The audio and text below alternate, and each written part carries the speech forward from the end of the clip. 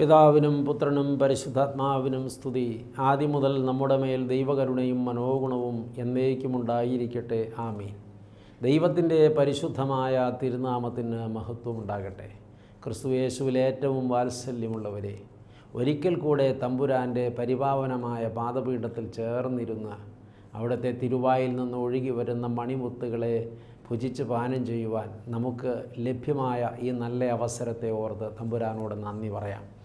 നമ്മൾ കേട്ടുകൊണ്ടിരിക്കുന്നത് ഒരു പ്രത്യേക വിഷയമാണ്. നമ്മുടെ കർത്താവ് പറഞ്ഞിട്ടുള്ള ചില അവകാശവാദങ്ങളോട് ചേർത്തുള്ള ചില ചിന്തകളാണ് നാം പങ്കിട്ടത്. മുൻപ് കേട്ടത് അവൻ ജീവജലത്തിൻ്റെ നീരുറവയാകുന്നുവെന്ന് സ്വയം വിളംബരം ചെയ്ത ഒരു പ്രഖ്യാപനമാണ്. മറ്റൊരു പ്രഖ്യാപനം യോഹന്നാൻ എഴുതിയ രക്ഷാസുവിശേഷം 6-ാം അധ്യായത്തിൻ്റെ 35-ാമത്തെ തിരുവചനത്തിൽ നാം വായിക്കുന്നു. യേശു അവരോട് പറഞ്ഞത്, ഞാൻ ജീവൻ്റെ അപ്പം ആകുന്നു. എൻ്റെ അടുക്കൽ വരുന്നവന് വിശക്കുകയില്ല, എന്നിൽ വിശ്വസിക്കുന്നവന് ഒരു നാളും ദാഹിക്കുകയുമില്ല. വിശപ്പും ദാഹവും ഒരുപോലെ ശമിക്കുവാൻ നിങ്ങൾ എൻ്റെ അടുക്കൽ വരണം, എന്നിൽ വിശ്വസിക്കണം. ഞാൻ ജീവൻ്റെ അപ്പമാകുന്നു. ഇവിടെ പറഞ്ഞ വാക്ക് വളരെ പ്രസക്തിയുള്ളതാണ്. ഞാൻ അപ്പമാകുന്നു എന്നല്ല പറഞ്ഞത്, ഞാൻ ജീവൻ്റെ അപ്പമാകുന്നു. അപ്പവും ജീവൻ്റെ അപ്പവും തമ്മിൽ അന്തരമുണ്ട് പ്രിയപ്പെട്ടവരെ. നമ്മൾ ദൈനംദിനം കഴിക്കുന്ന ആഹാരമാണ്. എന്നാൽ ജീവൻ്റെ അപ്പം അത് കർത്താവായ യേശു ക്രിസ്തുവാണ്. ജീവൻ പകരുന്ന അപ്പം, മരണത്തെ ജയിക്കുവാൻ പ്രാപ്തി നൽകുന്ന അപ്പം, മരണത്തെ മറികടക്കാൻ ഒരു വ്യക്തിയെ പ്രാപ്തനാക്കുന്ന അപ്പം, പാപമരണത്തിൽ നിന്ന് ഒരാളെ വീണ്ടെടുക്കുന്ന അപ്പം, നിത്യജീവൻ പ്രദാനം ചെയ്ത് നിത്യജീവനാകുന്ന ദൈവത്തോട് കൂട്ടായ്മ നൽകുന്ന അപ്പം, അത് കർത്താവായ യേശു ക്രിസ്തുവാണ്. യോഹന്നാൻ എഴുതിയ രക്ഷാസുവിശേഷം 6-ാം അധ്യായം മുഴുവനും കർത്താവ് അപ്പമാകുന്നു എന്ന് കർത്താവ് തന്നെ വ്യക്തമായി പഠിപ്പിക്കുകയാണ്. ആ അധ്യായം ആരംഭിക്കുന്നത് തിബരിയോസിൻ്റെ തീരത്ത് മലഞ്ചെരുവിൽ തൻ്റെ അരികിലിരുന്ന ജനത്തെ തൻ്റെ സന്ദേശം കഴിഞ്ഞ് തിരിച്ചയക്കും മുമ്പ് ആഹാരം കൊടുത്ത് തൃപ്തിപ്പെടുത്തി അയക്കുന്ന ഒരു സംഭവത്തോട് ചേർത്താണ് ആ അധ്യായം തുടങ്ങുന്നത്. 5 അപ്പം കൊണ്ട് 5000 പോഷിപ്പിച്ച മനോഹരമായ ആ സംഭവം അവിടെയാണ് രേഖപ്പെടുത്തിയിട്ടുള്ളത്. അത് അല്പമേ ഉണ്ടായിരുന്നുള്ളൂവെങ്കിലും ആ അല്പം കൊണ്ട് അവിടെ ഉണ്ടായിരുന്ന മുഴുവൻ ആളുകൾക്കും തൃപ്തി വരുത്തിയവനാണ് കർത്താവ്. കർത്താവിന് അങ്ങനെ ചെയ്യുവാൻ കരുത്തുണ്ട് പ്രിയപ്പെട്ടവരെ.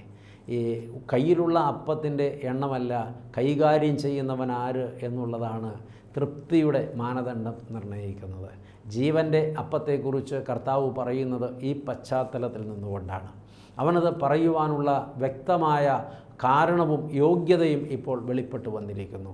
ഒരു ബാലകൻ കൊണ്ടുവന്ന കേവലം 5 യവത്തപ്പം കൊണ്ട് 2 മീൻ കൊണ്ട് അവിടെ കൂടി വന്ന 5000-ഓളം പുരുഷന്മാരെയും പിന്നെ അവരുടെ സ്ത്രീകളെയും കുഞ്ഞുങ്ങളെയും പോഷിപ്പിച്ചിട്ട് 12 കൊട്ട മിച്ചമെടുത്ത കർത്താവ് ഇനി അധികാരത്തോടെ പറയുകയാണ് അപ്പത്തെക്കുറിച്ച്. യഹൂദന്മാർ കർത്താവിനോട് ചോദിക്കുന്നുണ്ട്, ഞങ്ങളുടെ പൂർവ്വപിതാവായ മോശ മരുഭൂമിയിൽ വെച്ച് ഞങ്ങളുടെ പിതാക്കന്മാർക്ക് മന്ന ഭക്ഷിപ്പാൻ കൊടുത്തുവെന്ന് ഞങ്ങൾക്കറിയാം. നിന്നിൽ ഞങ്ങൾ വിശ്വസിക്കേണ്ടതിന് നീ സ്വർഗത്തിൽ നിന്ന് എന്ത് അടയാളം കാണിക്കുന്നു എന്ന. കർത്താവ് അപ്പോൾ അവരെ തിരുത്തുന്നു. കർത്താവ് പറയുന്നു, സ്വർഗത്തിൽ നിന്ന് നിങ്ങളുടെ പൂർവികർക്ക് മന്ന കൊടുത്തത് മോശയല്ല, സ്വർഗസ്ഥനായ എൻ്റെ പിതാവാണ് സാക്ഷാൽ ജീവൻ്റെ അപ്പം നിങ്ങൾക്ക് നൽകുന്നത്. എന്നിട്ടാണ് കർത്താവ് പറയുന്നത്, ഞാൻ സ്വർഗത്തിൽ നിന്നിറങ്ങി വന്ന ജീവൻ്റെ അപ്പം ആകുന്നു. ഒരിക്കലല്ല, ആ അധ്യായത്തിൽ പലവട്ടം കർത്താവ് ആവർത്തിക്കുന്നുണ്ട്, ഞാൻ ജീവൻ്റെ അപ്പം ആകുന്നു എന്ന്. പഴയ നിയമ ഇസ്രായേലിന് മരുഭൂപ്രയാണകാലത്ത് കനാനിലെത്തുവോളം യാത്രാഭക്ഷണമായി സ്വർഗത്തിൽ നിന്ന് വർഷിപ്പിക്കപ്പെട്ട മന്ന, അത് നിഴലായിരുന്നു പ്രിയപ്പെട്ടവരെ. യഥാർത്ഥത്തിൽ സ്വർഗത്തിൽ നിന്ന് വർഷിപ്പിക്കപ്പെട്ട മന്ന പുതിയ നിയമത്തിലെ ക്രിസ്തുവാകുന്നു. പഴയ നിയമ ഇസ്രായേൽ വിടുവിക്കപ്പെട്ടത് മിസ്രയീമിലെ ഫറവോയുടെ അടിമത്വത്തിൽ നിന്ന്. പുതിയ നിയമ ഇസ്രായേൽ വിടുവിക്കപ്പെട്ടത് പാപത്തിൻ്റെയും പിശാചിൻ്റെയും അടിമത്വത്തിൽ നിന്ന്. പഴയ നിയമ ഇസ്രായേൽ വഴി നടത്തപ്പെട്ടത് ലൗകിക കനാനിലേക്ക്. പുതിയ നിയമ ഇസ്രായേൽ വഴി നടത്തപ്പെടുന്നത് സ്വർഗ കനാനിലേക്ക്, ദൈവ കൂട്ടായ്മയിലേക്ക്, നഷ്ടപ്പെടുത്തിയ പറുദീസയുടെ പരമാനന്ദത്തിലേക്ക്. പഴയ നിയമ ഇസ്രായേൽ യാത്ര ചെയ്തപ്പോൾ അവർക്ക് മരുഭൂമിയിൽ ആഹാരമാകുവാൻ സ്വർഗത്തിൽ നിന്ന് വർഷിപ്പിക്കപ്പെട്ട മന്ന, അത് പുതിയ നിയമത്തിൽ സ്വർഗത്തിൽ നിന്ന് ഇറങ്ങി വന്ന സാക്ഷാൽ ജീവൻ്റെ അപ്പമായ യേശു ക്രിസ്തുവിനെ സൂചിപ്പിക്കുന്നു. പഴയ നിയമ ഇസ്രായേൽ കനാനിലെത്തുവോളം മന്ന ഭക്ഷിച്ച് ജീവൻ പ്രാപിച്ച് യാത്ര തുടർന്നുവെങ്കിൽ, പുതിയ നിയമ ഇസ്രായേൽ സ്വർഗ കനാനിലെത്തുവോളം സ്വർഗത്തിൽ നിന്നിറങ്ങി വന്ന ജീവൻ്റെ അപ്പമാകുന്ന യേശു മശിഹായുടെ തിരുശരീര രക്തങ്ങൾ ഭക്ഷിച്ച് പാനം ചെയ്ത് യാത്ര തുടരണം. പരിശുദ്ധ കുർബാന സംസർഗമുള്ളവരായി യാത്ര തുടരണം. പഴയ നിയമ ഇസ്രായേൽ യാത്രാമധ്യത്തിൽ ദാഹജലം കിട്ടാതെ അലഞ്ഞപ്പോൾ മരുഭൂമിയിൽ പിളർക്കപ്പെട്ട പാറയുടെ പിളർപ്പിൽ നിന്നൊഴുകിയ വെള്ളം അവർക്ക് ദാഹശമനമായി തീരുന്നുവെങ്കിൽ, സ്വർഗത്തിൽ നിന്ന് ഇറങ്ങി വന്ന സാക്ഷാൽ ജീവനുള്ള പാറയാകുന്ന യേശു ക്രിസ്തുവിൻ്റെ തിരുവിലാവ് പിളർന്ന് അവൻ്റെ തിരുവിലാവിൽ നിന്നൊഴുകിയ തങ്കരക്തത്താൽ പുതിയ നിയമ ഇസ്രായേലിൻ്റെ ദാഹം തീർത്ത് യാത്ര തുടരുന്നു. പഴയ നിയമ ഇസ്രായേൽ ലൗകിക കനാനിലെത്തിയെങ്കിൽ, പുതിയ നിയമ ഇസ്രായേൽ സ്വർഗ കനാനിലെത്തുന്നു. പഴയ നിയമ ഇസ്രായേൽ മന്ന ഭക്ഷിച്ചിട്ട് മരിച്ചു എന്ന് കർത്താവ് അടിവരയിടുന്നുണ്ട്. പുതിയ നിയമ ഇസ്രായേലോ യേശു ക്രിസ്തുവിൻ്റെ തിരുശരീര രക്തങ്ങൾ ഭക്ഷിച്ച് പാനം ചെയ്യുമ്പോൾ മരണത്തെ അതിജീവിക്കുകയത്രേ ചെയ്യുന്നത്. പിന്നെ അവർക്ക് മരണമില്ല എന്ന് കർത്താവ് കാരണസഹിതം ആ അധ്യായത്തിൽ പഠിപ്പിക്കുന്നുണ്ട്. പ്രിയപ്പെട്ടവരെ, ഇവിടെ മുതൽ ഈ 35 വാക്യം മുതൽ കർത്താവ് തുടർന്ന് പറയുന്നത് താനാകുന്ന ജീവൻ്റെ അപ്പത്തിൻ്റെ വലിയ പ്രത്യേകതയെക്കുറിച്ചാണ്. പുത്രനെ നോക്കിക്കൊണ്ട് അവനിൽ വിശ്വസിക്കുന്ന ഏവനും നിത്യജീവൻ ഉണ്ടാകണമെന്നുള്ളതാകുന്നു എൻ്റെ പിതാവിൻ്റെ ഇഷ്ടം. ഞാൻ അവനെ ഒടുക്കത്തെ നാളിൽ ഉയർത്തെഴുന്നേൽപ്പിക്കുമെന്ന് 40 വാക്യത്തിൽ പറയുന്നു. 41 വാക്യം മുതൽ ഇങ്ങനെ വായിക്കുകയാണ്: ഞാൻ സ്വർഗത്തിൽ നിന്ന് ഇറങ്ങി വന്ന അപ്പമെന്ന് അവൻ പറഞ്ഞതിനാൽ യഹൂദന്മാർ അവനെക്കുറിച്ച് പിറുപിറുത്തു. സ്വാഭാവികമാണ്, ഒരാൾ പച്ചയ്ക്ക് നിന്നുകൊണ്ട് ഞാനാണ് ജീവൻ്റെ അപ്പം, എൻ്റെ മാംസം നിങ്ങൾ ഭക്ഷിക്കണം, എൻ്റെ രക്തം നിങ്ങൾ കുടിക്കണമെന്നൊക്കെ പറഞ്ഞാൽ ആർക്കും തോന്നിപ്പോകും ഇയാൾക്കെന്തോ കുഴപ്പമുണ്ട് എന്ന്, ഇയാളുടെ തലയ്ക്കെന്തോ തകരാറുണ്ട് എന്ന്. അതുകൊണ്ടാണ് യഹൂദന്മാർ തമ്മിൽ പിറുപിറുത്തത്. ഇപ്പോഴും ആ യഹൂദന്മാരുടെ സ്റ്റാറ്റസിൽ തന്നെ നിൽക്കുന്ന കുറേ ആളുകൾ ഈ കാലഘട്ടത്തിലുമുണ്ട്. പലതും അവർക്ക് പിറുപിറുപ്പിൻ്റെ വിഷയമാണ്. എന്നാൽ പരിജ്ഞാനം പ്രാപിക്കാത്തതിൻ്റെ കുഴപ്പമാണത്. എന്നിട്ട് അവർ യേശുവിനെ തുച്ഛീകരിച്ച് സംസാരിക്കുകയാണ്. ഇവനെ നമുക്കറിയാമല്ലോ, ഇവൻ ആ യൗസേപ്പിൻ്റെ പുത്രനല്ലയോ, അവൻ്റെ അപ്പനെയും അമ്മയെയും നാം അറിയുന്നുവല്ലോ, അവൻ സ്വർഗത്തിൽ നിന്ന് ഇറങ്ങി വന്നു എന്ന് ഇവൻ അവകാശപ്പെടുന്നത് എങ്ങനെ? സത്യത്തിൽ അവർക്ക് യേശുവിനെക്കുറിച്ച് അറിയാവുന്നത് വളരെ പരിമിതമായ അറിവാണ്. സത്യത്തിൽ യേശു ക്രിസ്തു ആരാണെന്ന് അവരിപ്പോഴും മനസ്സിലാക്കിയിട്ടില്ല, മനസ്സിലാക്കാൻ അവർ ശ്രമിച്ചിട്ടില്ല. ഇനി അഥവാ മനസ്സിലാക്കാൻ അവസരം കിട്ടിയിട്ടും അവരതിന് മനസ്സ് വച്ചിട്ടില്ല. പ്രിയപ്പെട്ടവരെ, കർത്താവിനെ ആയിരിക്കുന്ന അവസ്ഥയിൽ ബോധ്യപ്പെടുന്നതാണ് നമ്മുടെ ജീവിതത്തിൽ പരിജ്ഞാനം പ്രാപിക്കുവാനുള്ള മാർഗം. ഇന്നും പലരും ദൈവത്തെ മനസ്സിലാക്കുന്നത് ഒരുപാട് പരിമിതികളോടുകൂടിയാണ്. ഈ പരിമിതികളോടെ കർത്താവിനെ മനസ്സിലാക്കുന്നവരെല്ലാം കർത്താവിനെ സമീപിക്കുന്നത് അതേ പരിമിതികളോടുകൂടെയാണ്. ഈ പരിമിതികളോടെ കർത്താവിനെ സമീപിക്കുമ്പോൾ കർത്താവ് ആയിരിക്കുന്ന അവസ്ഥയിൽ കർത്താവിനെ മനസ്സിലാക്കാനോ, കർത്താവ് ആയിരിക്കുന്ന അവസ്ഥയിൽ കർത്താവിനോട് ചോദിപ്പാനോ, കർത്താവിനെ ഉൾക്കൊള്ളാനോ, കർത്താവിൽ നിന്ന് പ്രാപിപ്പാനോ അവർ പരാജയപ്പെടുന്നു. പ്രിയപ്പെട്ടവരെ, ദൈവത്തെ മനസ്സിലാക്കുന്നതിലെ വൈകൃതമാണ് ഇവിടെ പരാജയത്തിൻ്റെ കാരണം. യഹൂദന്മാർ അവിടെ കർത്താവിനെ വിലയിരുത്തിയത് കണ്ടില്ലേ? തച്ചൻ്റെ മകൻ, അവൻ നമുക്ക് ബാല്യം മുതൽ അറിയാമല്ലോ. പിന്നെ ഇവൻ സ്വർഗത്തിൽ നിന്നിറങ്ങി വന്നു എന്ന് ഇവൻ പറയുന്നത് എങ്ങനെ?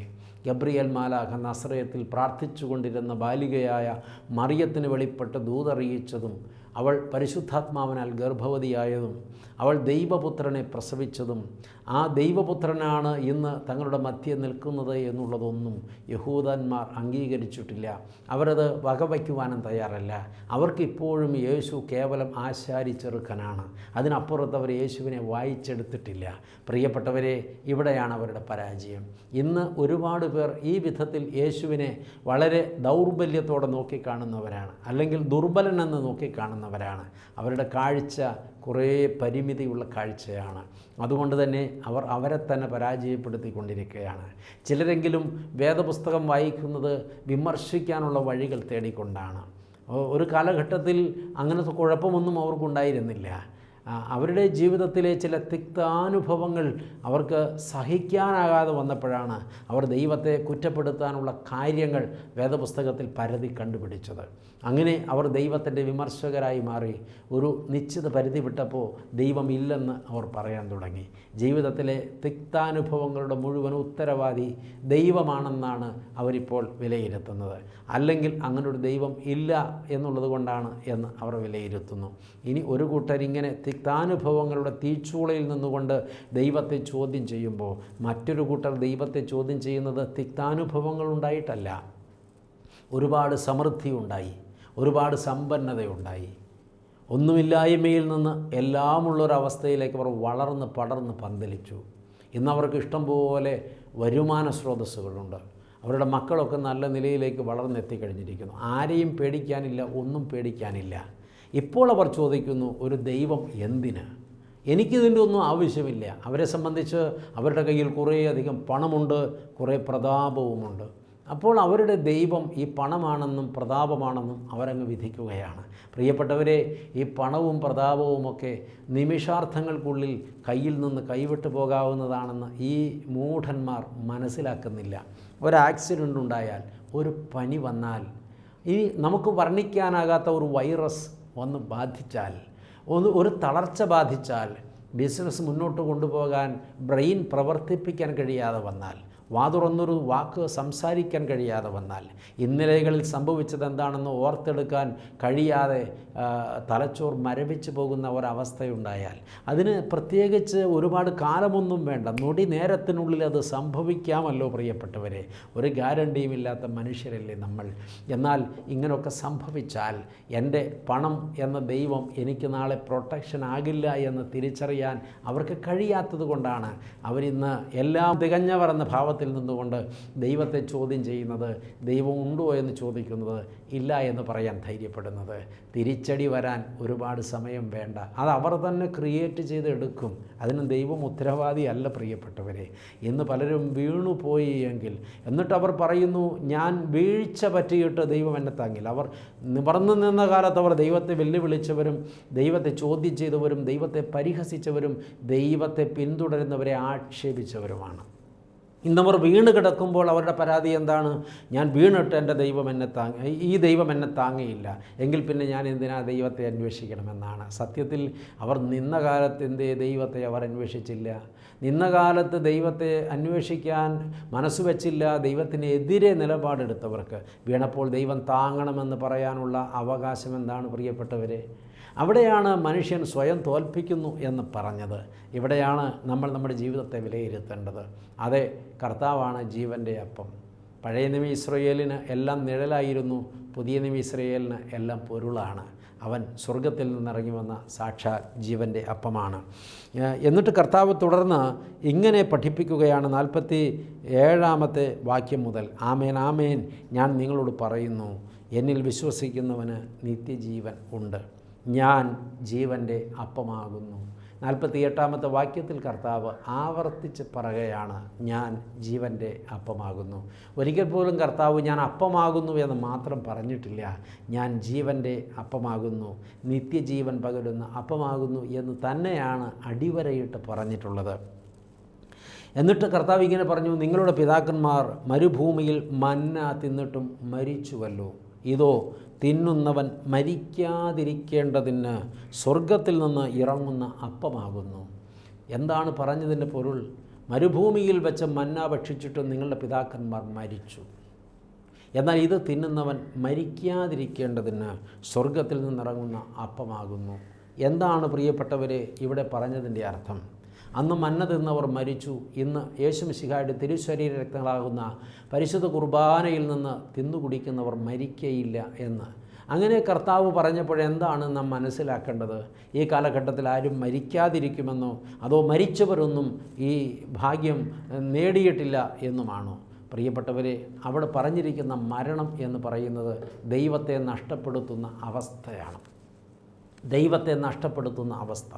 പഴയ നിയമ ഇസ്രായേൽ മന്ന ഭക്ഷിച്ചിട്ടും ദൈവം സ്വർഗത്തിൽ നിന്ന് വർഷിപ്പിച്ചു കൊടുത്ത മന്ന ദിനം പ്രതി പെറുക്കി അവർ ആഹാരമാക്കി ഭക്ഷിച്ചിട്ട് ആ ആഹാരം വായിലിട്ടുകൊണ്ട് അവർ ദൈവത്തെ കുറ്റപ്പെടുത്തി. അതൃപ്തി പ്രകടിപ്പിച്ചു, ദൈവത്തെ ചോദ്യം ചെയ്തു, ദൈവത്തെ പരിഹസിച്ചു. ദൈവം നിർത്തിയ കർത്താവിൻ്റെ ശുശ്രൂഷകന്മാരെ അവർ ചോദ്യം ചെയ്തു.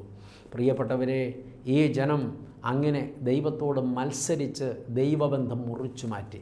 ഇതിനെയാണ് അവരുടെ മരണം എന്ന് വ്യാഖ്യാനിച്ചിട്ടുള്ളത്. അവർ മന്ന തിന്നിട്ടും മരിച്ചുവല്ലോ. മന്ന കൊടുത്തവനെ അവർ വെല്ലുവിളിച്ചല്ലോ. മന്ന കൊടുത്തവനെ അവർ ചോദ്യം ചെയ്തല്ലോ. മന്ന കൊടുത്തവനെ അവർ നിഷേധിച്ചല്ലോ. അങ്ങനെ ദൈവബന്ധം അവർ നഷ്ടപ്പെടുത്തിയല്ലോ. സ്വയം മരണത്തിനവർ വിധിച്ചല്ലോ. അവർ മരണത്തിന് അധീനരായി തീർന്നല്ലോ. എന്നാൽ ഇവിടെ അങ്ങനെയല്ല. യേശുമിശിഹായുടെ തിരുശരീര രക്തങ്ങൾ ഭക്ഷിച്ച് പാനം ചെയ്യുന്നവർ മരിക്കയില്ല എന്ന് പറഞ്ഞതിൻ്റെ അർത്ഥം അവരുടെ ഉള്ളിൽ യേശുക്രിസ്തു വസിക്കുകയാണ്. അവർക്ക് ദൈവബന്ധമുണ്ട്. അവർക്ക് ദൈവബന്ധമില്ലാത്ത സമയം ഇല്ല. അതാണ് കർത്താവ് തുടർന്ന് പറയുന്നത്. സ്വർഗത്തിൽ നിന്ന് ഇറങ്ങിയ ജീവനുള്ള അപ്പം ഞാനാകുന്നു.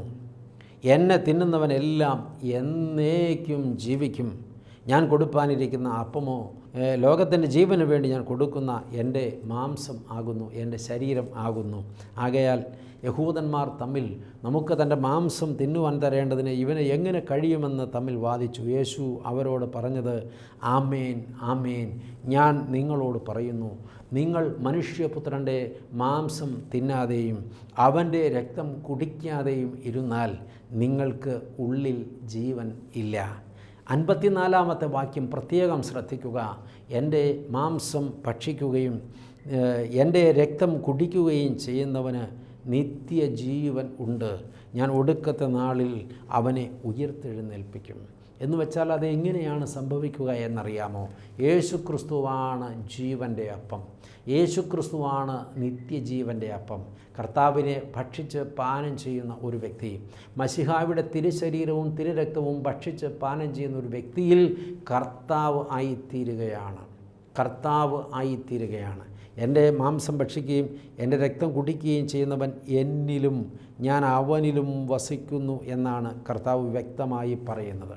അവൻ എന്നിലും ഞാൻ അവനിലും വസിക്കുന്നു. ആമേൻ. അവന് നിത്യജീവൻ ഉണ്ട്. ആ വ്യക്തിക്ക് പിന്നെ മരണമില്ല പ്രിയപ്പെട്ടവരെ. ആ വ്യക്തിയിൽ യേശുവുണ്ട്. ആ വ്യക്തി യേശുവിലാണ്. ആ വ്യക്തിക്ക് പിന്നെ യേശുവിനെ പിരിയുന്ന ഒരവസ്ഥ ഉണ്ടാകുന്നില്ല.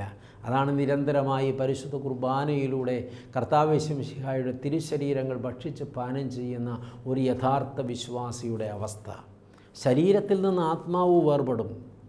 ഈ ലോകത്ത് നിന്ന് പോകേണ്ടിയും വരും. പക്ഷേ മരിക്കുന്നില്ല. യേശുക്രിസ്തുവിനെ പിരിയുന്നില്ല.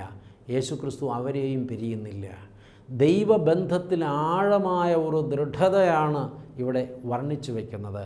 അവർക്ക് നിത്യം ജീവിക്കുവാൻ ഭാഗ്യം ലഭിക്കുകയാണ്. നിത്യജീവൻ എന്നുള്ളത് ദൈവത്തിൻ്റെ ക്വാളിറ്റിയാണ്. മരണമില്ലാത്തവനായ ദൈവം, മരണത്തെ ജയിച്ചവനായ ദൈവം, ആർക്കും കൊന്നുകളയാൻ കഴിയാത്ത ദൈവം, നശിപ്പിക്കാൻ കഴിയാത്ത ദൈവം, അതാണ് ദൈവത്തിൻ്റെ സത്ത. ആ ദൈവം എന്നിൽ വസിച്ചാൽ ആ അവസ്ഥ എന്നിലും സംജാതമാവുകയാണ്. പിന്നെ ഞാൻ മരണത്തെ പേടിക്കേണ്ട കാര്യമില്ല. എൻ്റെ കർത്താവ് എൻ്റെ കൂടെയുണ്ട്. എൻ്റെ കർത്താവ് എൻ്റെ ഉള്ളിലുണ്ട്. ഞാൻ അവൻ്റെ ഉള്ളംകൈയിലിരിക്കുകയാണ്. കർത്താവ് എന്നിലും ഞാൻ അവനിലും വസിച്ചിരിക്കെ എന്നെ ആർക്ക് കർത്താവിൻ്റെ കൂട്ടായ്മയിൽ നിന്ന് വേർപെടുത്താനാകും? അതിന് കഴിയാത്തിടത്തോളം ഞാൻ മരിക്കുന്നില്ല. സത്യമായിട്ടും മരണത്തെ ഞാൻ മറികടക്കുന്നു. ഇതാണ് കർത്താവ് യേശു മിശിഹായെ വിശ്വാസത്തോടെ സ്വീകരിക്കുന്ന ഒരു വിശ്വാസിയിൽ സംഭവിക്കുന്ന വലിയ വെളിച്ചം അല്ലെങ്കിൽ വലിയ ജീവൻ എന്ന് പറയുന്നത്. പ്രിയപ്പെട്ടവരെ, തുടർന്ന് കർത്താവ് പറയുന്നുണ്ട്, എൻ്റെ മാംസം സാക്ഷാൽ ഭക്ഷണവും എൻ്റെ രക്തം സാക്ഷാൽ പാനീയവുമാകുന്നു. എൻ്റെ മാംസം ഭക്ഷണവും എൻ്റെ രക്തം പാനീയവുമാണ് എന്നല്ല കർത്താവ് പറഞ്ഞത്. എൻ്റെ മാംസം സാക്ഷാൽ ഭക്ഷണവും എൻ്റെ രക്തം സാക്ഷാൽ പാനീയവുമാകുന്നു. ഈ സാക്ഷാൽ എന്ന വാക്ക് അതിന് പകരം വയ്ക്കാൻ മറ്റൊന്നില്ല എന്ന് തന്നെയാണ് വെളിപ്പെടുത്തുന്നത്. അതിന് പകരം അത് മാത്രമേ ഉള്ളൂ എന്നാണ് മനസ്സിലാക്കേണ്ടത്. അതുകൊണ്ട് നിത്യജീവൻ പ്രാപിക്കേണ്ടതിന്, വിശപ്പ് ശാശ്വതമായി ശമിക്കേണ്ടതിന്, എന്നേക്കുമായി സംതൃപ്തി കണ്ടെത്തേണ്ടതിന്, ആരോഗ്യം നിലനിർത്തേണ്ടതിന്, കർത്താവിൻ്റെ കൂട്ടായ്മയിൽ എത്തേണ്ടതിന്, ദൈവത്വം പ്രാപിക്കേണ്ടതിന് നമ്മൾ ഈ അപ്പത്തിൻ്റെ അംശികളായി കർത്താവ് യേശു മിശിഹായെ ഭക്ഷിക്കുന്നവരായി നാം തീരണമെന്ന് വചനം നമ്മെ പഠിപ്പിക്കുകയാണ്.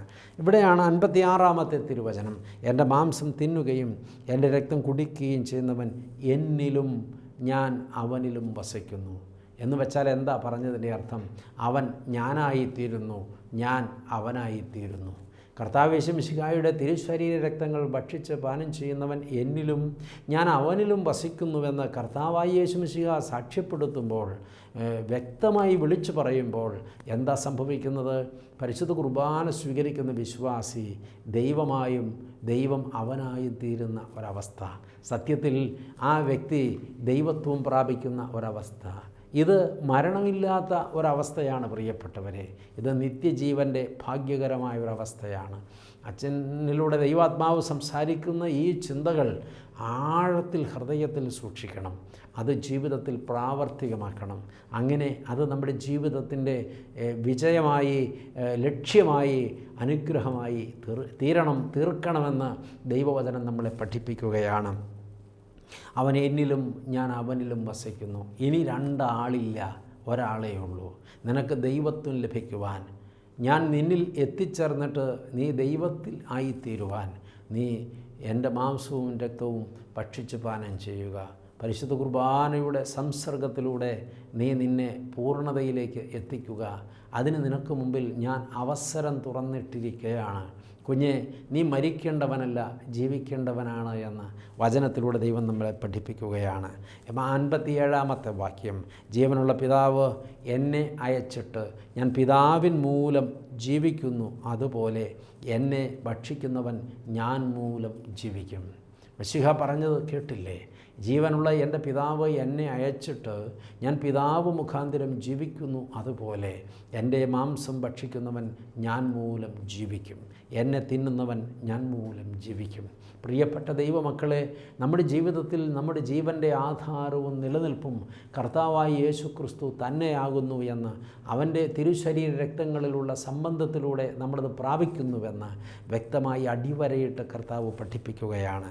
ഒരു വാക്യം കൂടെ അതിൻ്റെ താഴെയുണ്ട്, 58-ാമത്തെ വാക്യം, സ്വർഗത്തിൽ നിന്ന് ഇറങ്ങി വന്ന അപ്പം ഇതാകുന്നു, പിതാക്കന്മാർ തിന്നുകയും മരിക്കുകയും ചെയ്തതുപോലെ അല്ല, ഈ അപ്പം തിന്നുന്നവൻ എന്നേക്കും ജീവിക്കും. പഴയ നിയമ ഇസ്രായേൽ മന്ന ഭക്ഷിച്ചിട്ടും ദൈവത്തോട് മത്സരിച്ചു, ദൈവത്തോട് പാപം ചെയ്തു, ദൈവബന്ധം മുറിച്ചു. നമ്മളോ കർത്താവായ യേശു ക്രിസ്തുവിൻ്റെ സ്നേഹത്തിൽ കൂടുതൽ ആഴപ്പെട്ട് ജീവിതത്തിലെ എത്ര തിക്താനുഭവങ്ങൾ നേരിടേണ്ടി വന്നാലും, എന്തൊക്കെ പ്രതിസന്ധികളിലൂടെ കടന്നു പോകേണ്ടി വന്നാലും, ആ ദൈവത്തെ കൂടുതൽ താല്പര്യത്തോടെ മുറുകെ പിടിച്ച് വലിയ ജീവൻ്റെ അനുഭവത്തിൽ മുന്നേറുകയാണ്. കഴിഞ്ഞ നാളിൽ അങ്ങനെ കർത്താവിനെ മുറുകെ പിടിച്ച് കഷ്ടതയുടെ നാളുകളിൽ വലിയ ഉത്സവം പോലെ ജീവിതത്തെ നേരിട്ട ചില മനുഷ്യരെ എനിക്ക് കാണുവാനിട വന്നിട്ടുണ്ട്. അവർ രോഗശയ്യയിലാണ്, അവർ പ്രതിസന്ധിയിലാണ്, അവർ തളർച്ചയിലാണ്, അവർ തകർച്ചയിലാണ്. അവരെ കാണുന്നവർ താടിക്ക് കൈകൊടുത്ത് ആശ്ചര്യത്തോടെ അവരെ നോക്കുകയാണ്. പ്രിയപ്പെട്ടവരെ, എന്നാൽ ആ മനുഷ്യരുടെ കണ്ണുകളിലെ ജ്വാല അത് പ്രത്യേകം വായിച്ചെടുക്കേണ്ടതാണ്. അവരുടെ മുഖത്തെ പ്രസന്നത അത് നമ്മളെ അമ്പരപ്പിക്കുന്നതാണ്. അവരോട് ചോദിച്ചാൽ അവർ ഉത്സാഹത്തോടും ആനന്ദത്തോടും കൂടെ പറയും, എനിക്ക് ഉത്സവമാണ്, എന്തെന്നാൽ എൻ്റെ കർത്താവ് എൻ്റെ ഉള്ളിലും ഞാൻ അവൻ്റെ ഉള്ളിലുമാണുള്ളത്, അവൻ എന്നിലും ഞാൻ അവനിലും വസിക്കുകയാണ്. എനിക്ക് കർത്താവുമായിട്ടുള്ള ആഴമേറിയ ബന്ധം സൂക്ഷിപ്പാൻ കഴിയുന്നത് കൊണ്ട്, എൻ്റെ കർത്താവുമായി ഞാൻ ചേർന്നിരിക്കുന്നത് കൊണ്ട് എനിക്ക് മരണത്തെ പേടിയില്ല എന്ന് വാർദ്ധക്യത്തിലെത്തിയ ചില ആളുകൾ, രോഗികളാണെന്നറിഞ്ഞ ചില ആളുകൾ, അവർ ഉത്സാഹത്തോടെ പറയുന്ന വചനം എന്നെ വീണ്ടും അമ്പരപ്പിച്ചിട്ടുണ്ട്. അങ്ങനെ ഒരു ആളെ കഴിഞ്ഞ നാളിൽ കണ്ടു. പ്രായമുള്ള ഒരു അമ്മച്ചി, ഒരുപാട് പ്രായമൊന്നുമില്ല, ഒരു 70-72 വയസ്സ് കാണും. അമ്മച്ചിക്ക് മാരകമായ രോഗം പിടിപെട്ടു. ആ രോഗത്തിന് വേണ്ടി പ്രാർത്ഥിക്കണമെന്നൊരാൾ പറഞ്ഞിട്ട് ഞാൻ ആ അമ്മച്ചിയെ സന്ദർശിച്ചപ്പോൾ വലിയ ആനന്ദത്തോടെ അമ്മച്ചി ഇരിക്കുകയാണ്. സ്വാഭാവികമായും രോഗവിവരം അമ്മച്ചിക്ക് അറിയാത്തത് കൊണ്ടാണ് അമ്മച്ചി അങ്ങനെ ഇരിക്കുന്നതെന്നാണ് അച്ഛൻ വിചാരിച്ചത്. അടുത്ത് ചെന്നപ്പോൾ എന്നോട് പറഞ്ഞു, അച്ഛൻ അറിഞ്ഞില്ലേ, എനിക്ക് ഒരു മാരകമായ രോഗം പിടിച്ചിരിക്കുന്നു. ഈ രോഗത്താൽ എനിക്ക് എൻ്റെ കർത്താവിൻ്റെ അരികിലേക്ക് പോകാൻ അവസരം കിട്ടുമെന്നുള്ളത് ഉറപ്പായി തീർന്നിരിക്കുന്നു. ഇനി ഭൂമിയിൽ ഏറെക്കാലം എനിക്ക് കാത്തിരിക്കേണ്ടി വരില്ല എന്ന ഒരു സാഹചര്യം ദൈവം ഒരുക്കി തന്നിരിക്കുന്നു. അച്ചോ, ഞാൻ വലിയ ആവേശത്തിലാണ്. എത്രയും പെട്ടെന്ന് എൻ്റെ തമ്പുരാൻ്റെ അരികിൽ ചെന്ന പൊന്നുമുഖമൊന്ന് കാണാനും ആ കവിളത്തൊരു മുത്തം കൊടുക്കാനും അവിടുത്തെ തലോടലും വാത്സല്യവും ഒന്ന് അനുഭവിപ്പാനും ആ മാറിലൊന്ന് ചാരാനുമൊക്കെ എനിക്ക് അവസരം കിട്ടുമല്ലോ അച്ഛാ. ഈ 72 കൊല്ലത്തെ ജീവിതം ഒത്തിരി ക്ലേശങ്ങൾ നിറഞ്ഞതായിരുന്നു. പക്ഷേ ഇപ്പോഴെൻ്റെ ഉള്ളിൽ ഉത്സവത്തിൻ്റെ തുടികൊട്ട് കേൾക്കുകയാണ്. എനിക്ക് ആനന്ദമാണച്ചോ, എത്രയും പെട്ടെന്ന് എനിക്ക് അവിടെ എത്താൻ കഴിയുമല്ലോ എന്നുള്ളതായ വലിയ ആനന്ദം. നിരന്തരമായി ഭക്തിയോടെ പരിശുദ്ധ കുർബാന സംസർഗത്തിൽ ജീവിച്ച ഭാഗ്യവതിയായ ഈ അമ്മയുടെ വാക്കുകൾ നമ്മളെ നന്നായിട്ട് ചിന്തിപ്പിക്കേണ്ടതാണ് പ്രിയപ്പെട്ടവരെ. യഥാർത്ഥ വിശ്വാസി മരിക്കുന്നില്ല, ദൈവസന്നിധിയിലേക്ക് കൂടുതൽ അടുത്ത് ചേർക്കപ്പെടുകയാണ് ചെയ്യുന്നത്. അതുകൊണ്ട് ഞാൻ ജീവൻ്റെ അപ്പമാകുന്നുവെന്ന് പ്രഖ്യാപിക്കുകയും തന്നെ പകുത്തു തരികയും ചെയ്ത കർത്താവേശു മിശിഹായുടെ തിരുശരീര രക്തങ്ങളിലുള്ള പങ്കാളിത്തത്തിലൂടെ നമുക്ക് നമ്മുടെ ക്രൈസ്തവ ജീവിതത്തെ നിത്യജീവൻ്റെ ഓഹരിക്കും അവകാശത്തിനും അർഹതയുള്ളതും മരണത്തെ ജയിച്ചതുമാക്കി തീർക്കാം. ദൈവം അനുഗ്രഹിക്കട്ടെ. നമുക്ക് പ്രാർത്ഥിക്കാം. സ്നേഹവാനായ ദൈവമേ, സ്വർഗീയ പിതാവേ, ഭാഗ്യകരവും അനുഗ്രഹകരവുമായ ഈ നല്ല സമയത്തിനായിട്ട് നന്ദി പറയുന്നു, സ്തുതിക്കുന്നു.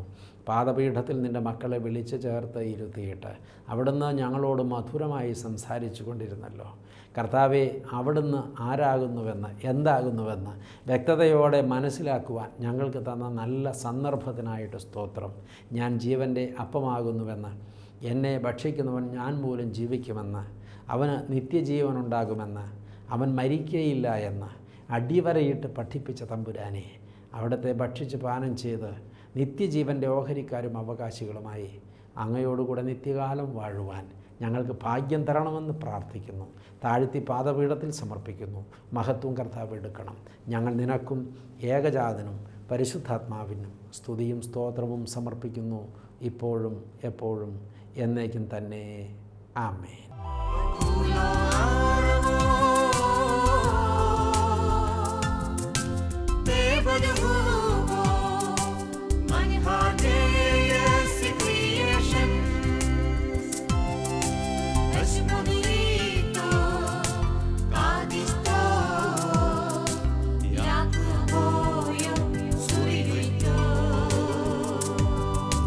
Beshmani